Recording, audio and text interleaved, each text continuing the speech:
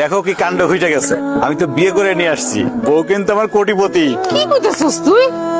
এত কোটিপতি মাইয়া কেমনে রাজি হইলো তোর মতো সবজি আলার লাগে বিয়া হইতে? এই কথায় আছে না, লুঙ্গি খুলতে সময় লাগে, ভাগ্য বদলাইতে সময় লাগে না।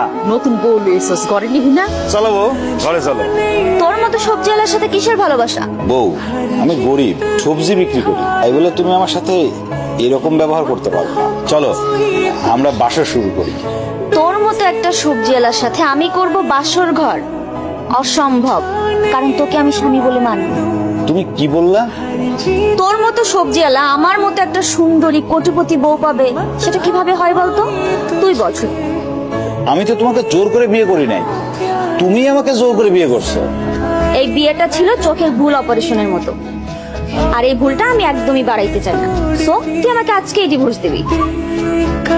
এই ছোট লোকের বাচ্চা, তুই থমকে আছিস কেন? ডিভোর্স দে আমাকে। বউ, আমি আল্লাহর কালেমা করে বিয়ে করছি, আমি তো তোমাকে ডিভোর্স দিতে পারবো না।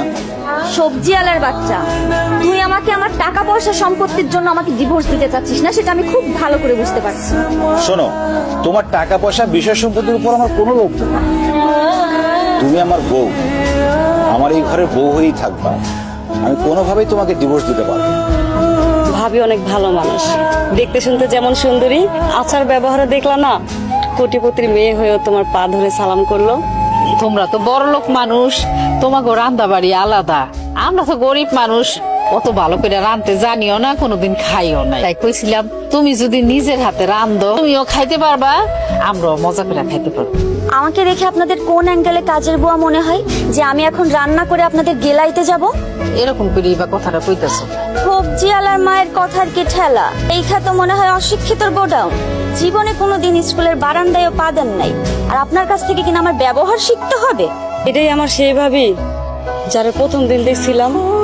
আসলে মনে হয় আমারই ভুল হয়েছে, তোমার সাথে কথা কয়ে মনে হয় আমি অন্যায় করে ফেলাইছি। অবশ্যই অন্যায় করে ফেলেছি। আপনার মতো ছোট লোক আমার সাথে কথা বলার সাহস পায় কি করে? ভাবি, তুমি কিন্তু মারে একটু বেশি বেশি অপমান করতেছো। এই, আমি বেশি করবো নাকি কম করবো এটা তোমার থেকে আমার শিখতে হবে। বেয়াদব মেয়ে।